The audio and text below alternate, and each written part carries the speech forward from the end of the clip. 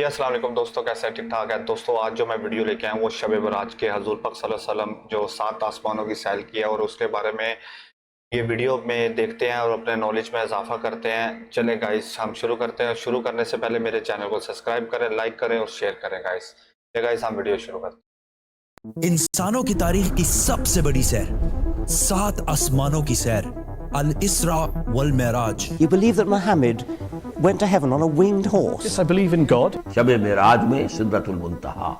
یہ اتنا عظیم سفر مکہ میں رسول اللہ صلی اللہ علیہ وسلم کی زندگی کے سب سے مشکل اور سخت ٹائم میں ہوا۔ پہلے آپ صلی اللہ علیہ وسلم کا بائیکاٹ کیا گیا، پھر آپ صلی اللہ علیہ وسلم کے دل کے سب سے قریب لوگ حضرت ابو طالب اور حضرت خدیجہ رضی اللہ تعالی عنہا کی وفات، پھر طائف میں آپ صلی اللہ علیہ وسلم کو اتنے پتھروں سے مارا گیا کہ جوتے خون سے بھر گئے۔ اینڈ ٹو ٹاپ دیٹ، مکہ میں آپ صلی اللہ علیہ وسلم کی سٹیزن شپ بھی ختم کر دی گئی۔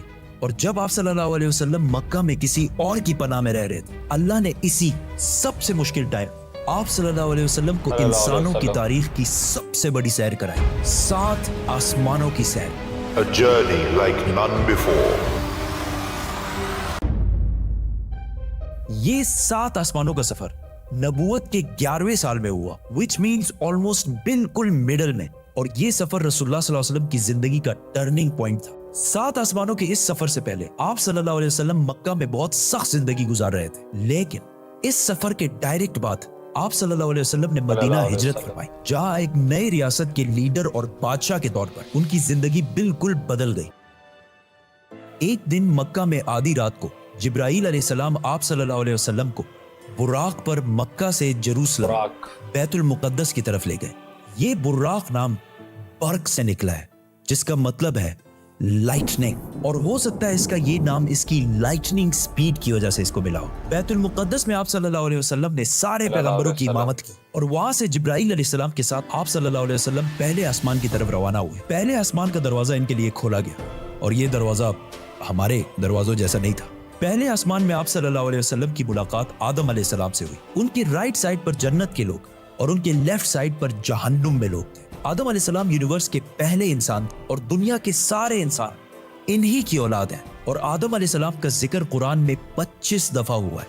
آپ صلی اللہ علیہ وسلم نے انہیں سلام کیا، انہوں نے سلام کا جواب دیا، اور آپ صلی اللہ علیہ وسلم دوسرے آسمان کی طرف روانہ ہوئے۔ وہاں ان کی ملاقات عیسیٰ اور یحییٰ علیہ السلام سے ہوئی۔ عیسیٰ اور یحییٰ علیہ السلام ایک دوسرے کے کزنز تھے، جنہیں کرسچینٹی میں جیزس اور جان دی بیپٹسٹ کہا جاتا ہے۔ یہ دونوں پیغمبر آج سے 2000 سال پہلے رومن امپائر کے اسٹیٹ فلسطین میں پیدا ہوئے، اور ان دونوں کزنز کی زندگی بہت ہی مشکل حالت میں گزری۔ حضرت یحییٰ علیہ السلام کو ایک ظالم حکمران نے شہید کر دیا، اور ان کی شہادت کو آج بھی لوگ کربلا میں امام حسین کی شہادت سے کمپیئر کرتے ہیں۔ ان کے کزن عیسیٰ علیہ السلام کے ساتھ بھی یہی ہونے والا تھا، لیکن اللہ نے آخری ٹائم انہیں دنیا سے اٹھا لیا۔ قرآن میں یحییٰ علیہ السلام کا ذکر 5 دفعہ ہوا ہے، اور حضرت عیسیٰ علیہ السلام کا ذکر 25 مرتبہ ہوا ہے۔ آپ صلی اللہ علیہ وسلم نے انہیں سلام کیا، انہوں نے سلام کا جواب دیا، اور آپ صلی اللہ علیہ وسلم تیسرے آسمان کی طرف روانہ ہوئے۔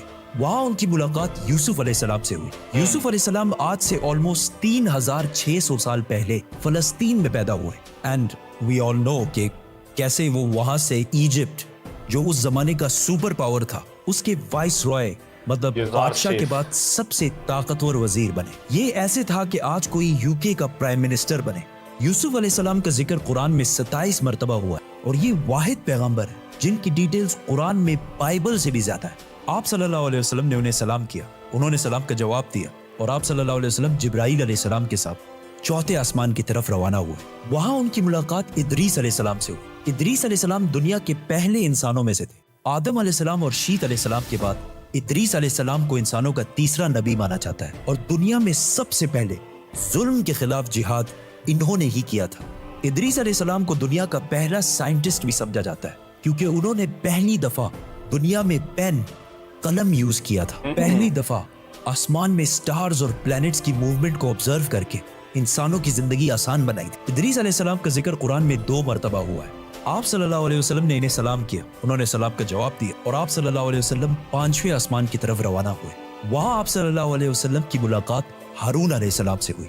جب موسیٰ علیہ السلام پیغمبر بنے تو انہوں نے اللہ سے دعا کی کہ میرے بھائی ہارون کو بھی میرے اس مشن میں شامل کریں، تو اس طرح ہارون علیہ السلام بھی پیغمبر بنے۔ موسیٰ علیہ السلام نے ہارون علیہ السلام کو صرف اس لیے چوز نہیں کیا کہ وہ ان کے بھائی تھے، بلکہ اس لیے क्योंकि हारून अलैहिस्सलाम बनी इसराइल के सबसे बड़े स्कॉलर्स में से थे। मूसा अलैहिस्सलाम बचपन से फिरौन के घर में पले बड़े थे, जिसकी वजह से उन्हें बनी इसराइल की किताबों और स्क्रिप्चर्स का इतना इल्म नहीं था। तो उन्हें एक ऐसे शख्स की जरूरत थी जिसके पास इन सारी चीजों का इल्म हो, और वो थे हारून अलैहिस्सलाम। और आज तक यहूदियों में सबसे ज्यादा स्कॉलर्स हारून अलैहिस्सलाम की औलाद में से हैं, जिसकी वजह से हारून अलैहिस्सलाम की औलाद को यहूदियों में एक स्पेशल स्टेटस हासिल है, जिस तरह इस्लाम में सैयदों को हासिल है। हारून अलैहिस्सलाम का जिक्र कुरान में 20 मरतबा हुआ है। आप सल्लल्लाहु अलैहि वसल्लम ने इन्हें सलाम किया, उन्होंने सलाम का जवाब दिया और आप सल्लल्लाहु अलैहि वसल्लम छठे आसमान की तरफ रवाना हुए। वहां आप सल्लल्लाहु अलैहि वसल्लम की मुलाकात एक ऐसे पैगंबर से हुई जिनका जिक्र कुरान में सबसे ज्यादा किया गया है,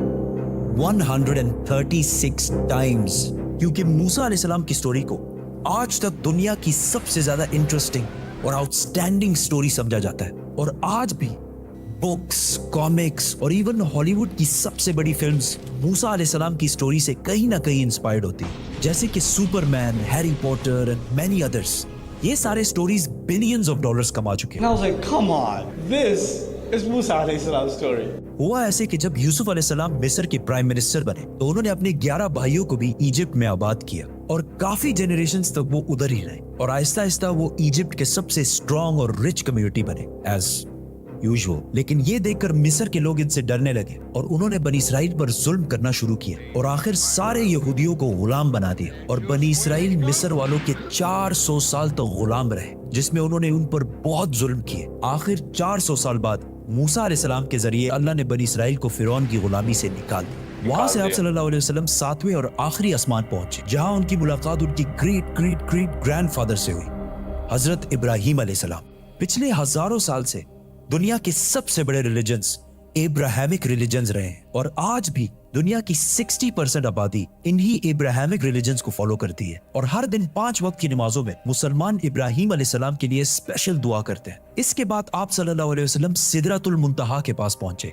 वहां आप सल्लल्लाहु अलैहि वसल्लम को बैतुल मामूर दिखाया गया, जिसका हर दिन 70,000 नए फरिश्ते तवाफ करते हैं। सिदरतुल मुंतहा आखिरी बाउंड्री है, वो आखिरी हद है, मखलूक कोई इससे आगे नहीं जा सकती। लेकिन रसूलुल्लाह सल्लल्लाहु अलैहि वसल्लम को इजाजत थी, इसीलिए वो जिब्राइल अलैहिस्सलाम को छोड़कर अकेले आगे बढ़े और अल्लाह के दरबार में हाजिर हुए। आप सल्लल्लाहु अलैहि वसल्लम से बाद में सहाबा ने पूछा कि क्या आपने अंदर अल्लाह को देखा?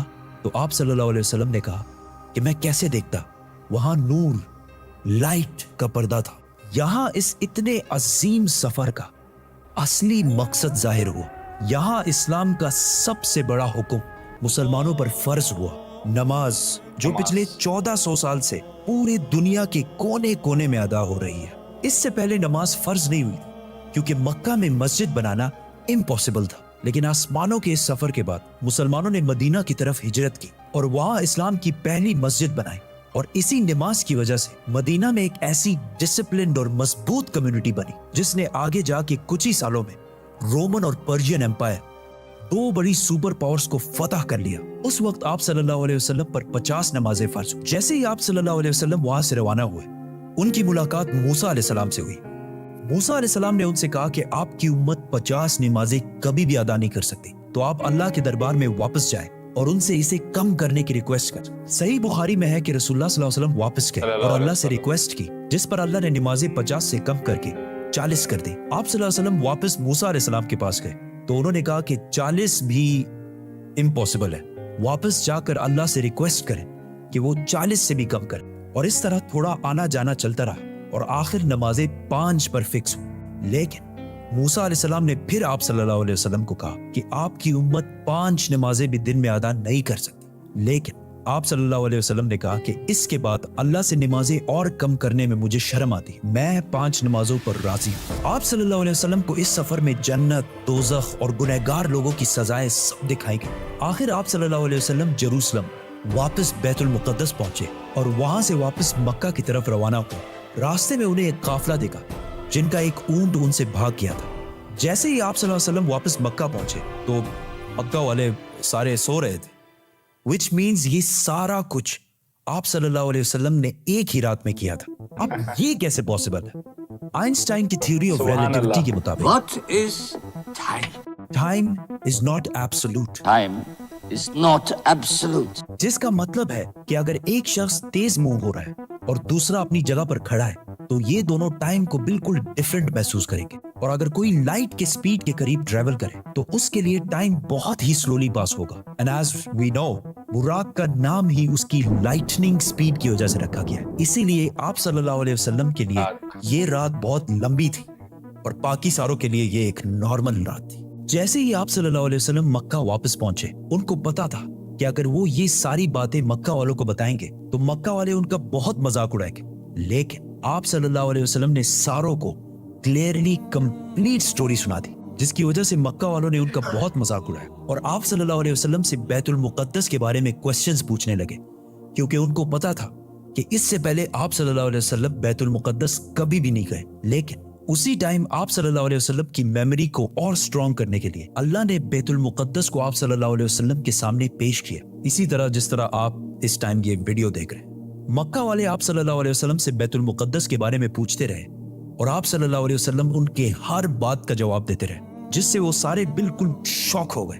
आप सल्लल्लाहु अलैहि वसल्लम ने उन्हें उस काफले का भी बताया जिसका ऊंट भाग गया था और उसके थोड़ी ही देर बाद वो काफला भी पहुंच गया, और उन्होंने कहा कि ये सब कुछ सच है, जिससे मक्का वाले और भी शॉक हो गए। लेकिन ये ऐसा वाकया है कि जिसे आज भी और उस जमाने में भी मानना बहुत ही मुश्किल था, जिसकी वजह से कुछ कमजोर ईमान वाले मुसलमान भी इस्लाम से फिर गए।